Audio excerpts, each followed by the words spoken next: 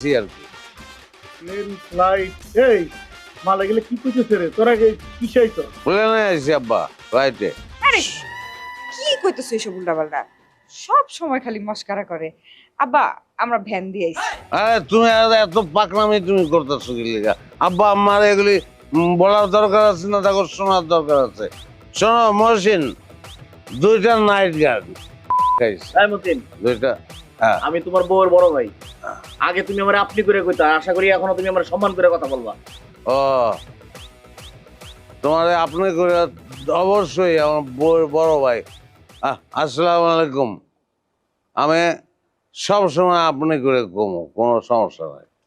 হ্যাঁ এটা ভুল হয়ে গেছে তো। ওই আমরা আনার সময় 2টা নাইট গার্ড।